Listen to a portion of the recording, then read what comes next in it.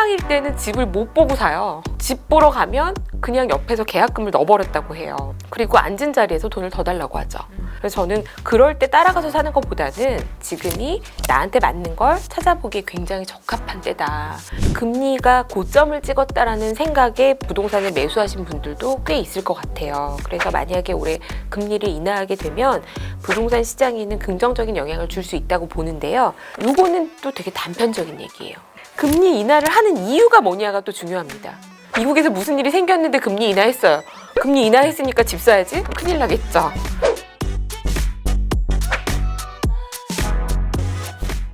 부동산 시장이 워낙 안 좋다 보니까 이제 뭐 심리들이 다 위축돼 있는 것 같은데, 무주택자 혹은 뭐 1주택자 어떤 마음가짐으로 부동산 시장을 조금 바라보면 좋을지 설명해 주세요. 부동산이 개인에게 가계의 자산에서 차지하는 비중이 우리나라가 사실 압도적으로 높죠. 매매만 높은 게 아니라 전세라는 제도 때문에도 높습니다. 해외 같은 경우에는 매매 아니면 월세잖아요. 그러니까 월세는 보증금이 작으니까 당연히 부동산 통계를 보면 한국이 훨씬 더 높게 가계자산에서 부동산 비중이 높을 수밖에 없습니다. 근데 앞에서도 제가 말씀드렸지만 주거는 공짜가 없어요. 그러면 나한테 맞는 거를 찾으셔야 되거든요. 전세가 무조건 위험하니까 하지 말까? 전세도 내가 보증금을 내고 보증보험을 가입하고 들어갈 수 있는 적정한 수준에서 들어가게 되면, 물론 시간상으로는 문제가 생겼을 때 보증금 반환에 시간이 걸릴 수는 있지만 원금을 반환을 받을 수가 있고요.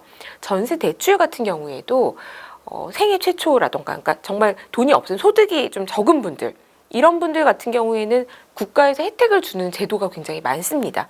그러면 당연히 활용을 하시는 게 좋겠죠. 그러니까 금융이라는 거는 엮어서 전체적으로 내가 대출은 무조건 나빠라던가 내 집은 무조건 있어야 돼, 이런 개념이 아니라 본인한테 맞는 상품들을 찾아보시고, 요 대출을 갚고 이 대출을 일으켜서 자산을 하나 마련할까?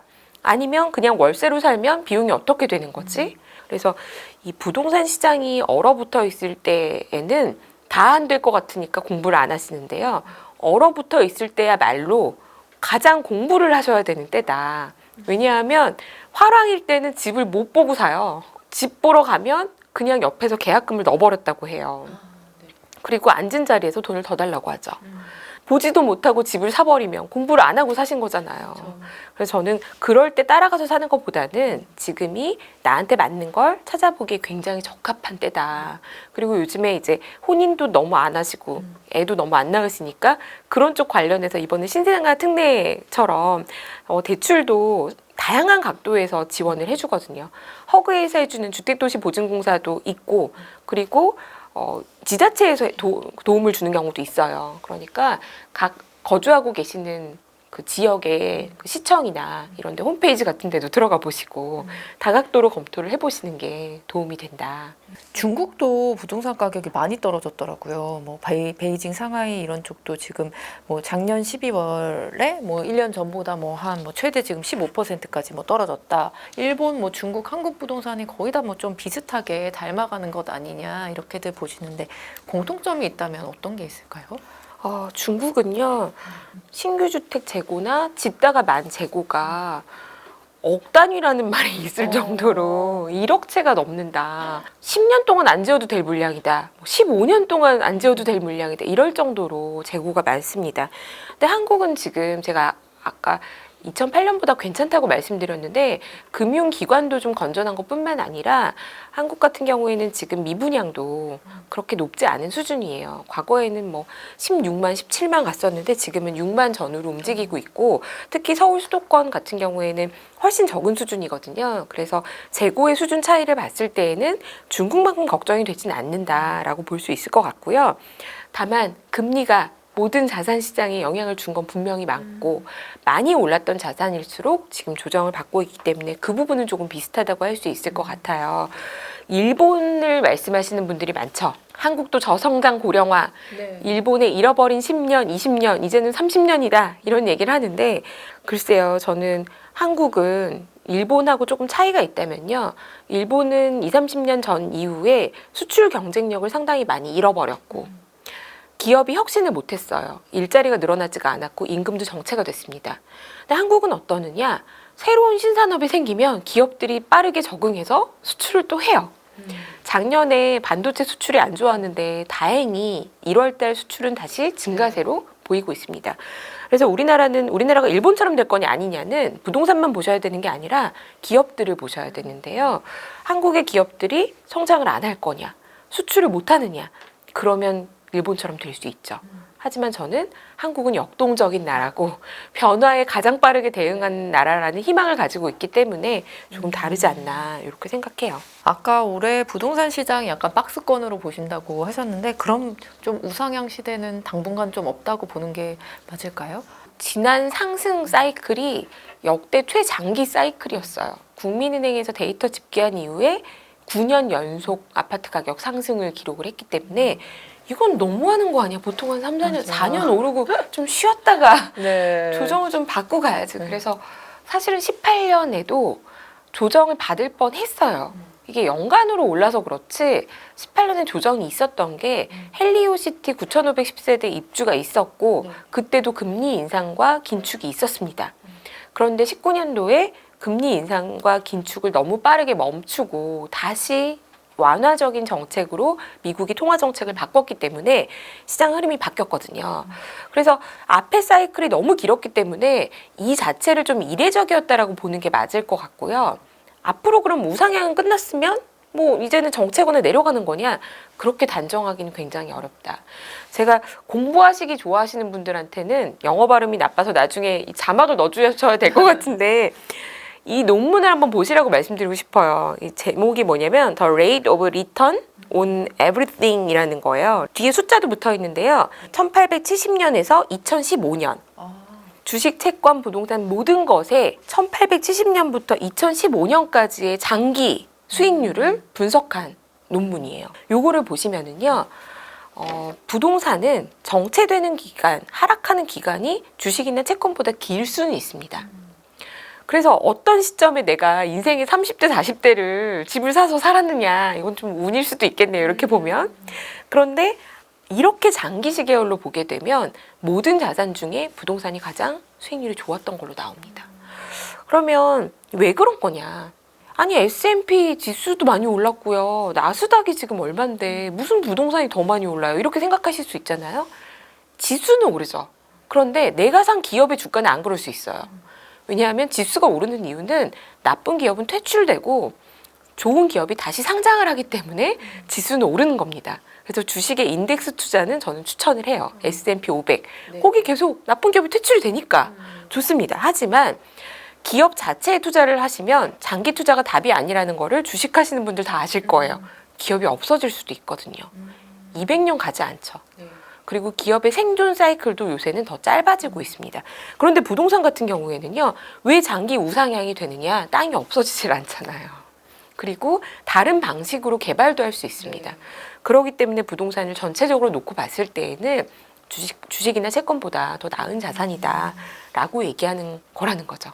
아파트 값이 8주째 지금 하락하고 있어요. 특히 뭐 노원, 도봉, 강북 이런 쪽이 많이 추락을 했는데 뭐 이유를 어떻게 보세요? 이제 노도강이라고 얘기하는 노원, 도봉, 강북이 삶의 질이나 주거의 질이 새 아파트가 많아서 집이 올랐다 이런 단지가 아니에요.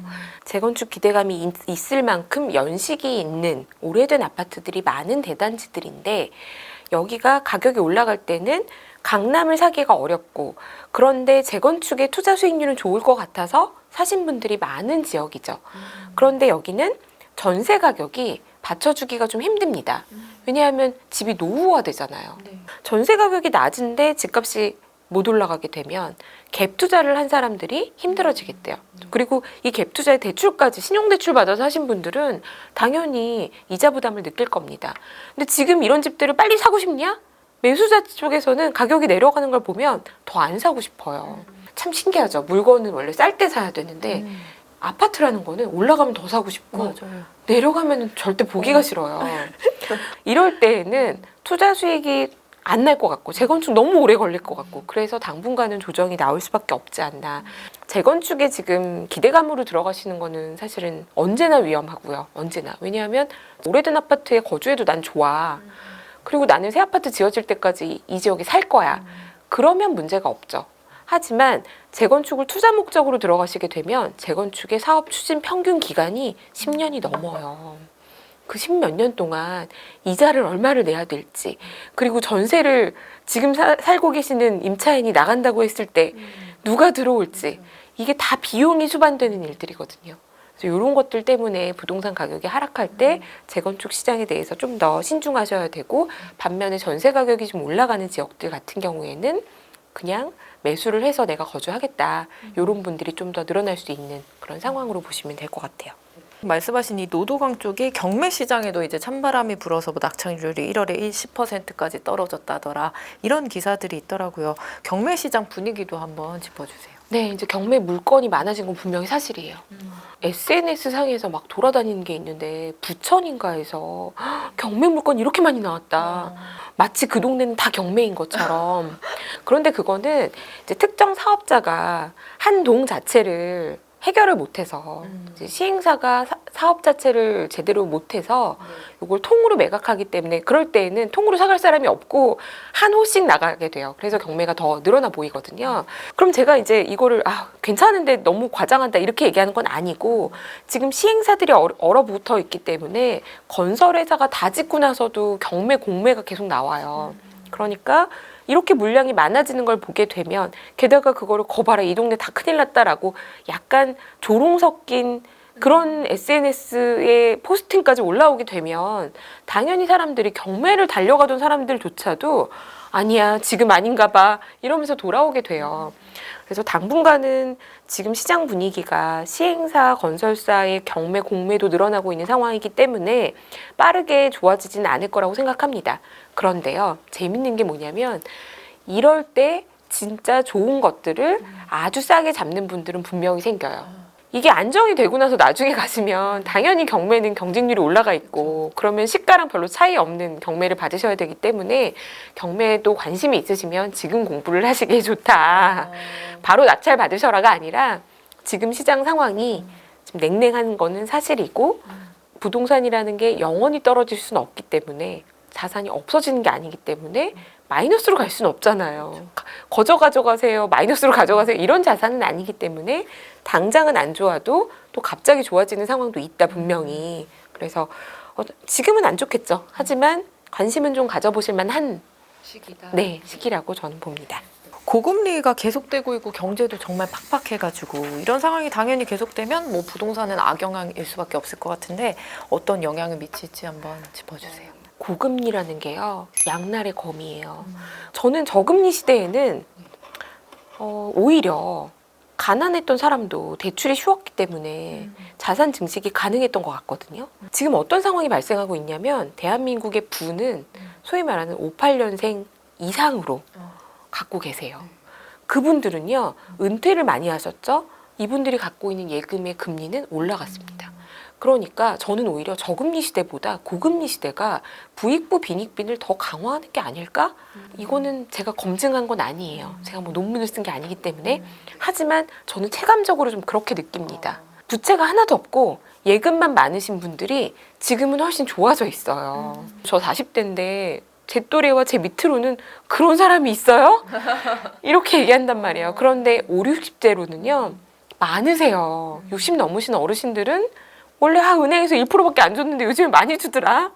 이런 분들이 많으셔서, 이게 부동산 시장에 어떤 영향을 미칠 거냐, 부익부 빈익빈이 강화되는 흐름이 지금 시장에 나타나는 게 아닐까. 예를 들면 잠실의 대표 단지 엘리트 얘기하잖아요. 그런 단지들은요 이미 고점을 회복을 했어요. 부자가 많잖아요. 그런데 지금 아파트보다 가격이 덜 빠진 것처럼 보이는 착시가 일어나는 게 다세대 연립주택이에요. 덜 빠진 게 아니라 거래가 안 돼요. 그러니까 지수가 안 내려가는 거거든요.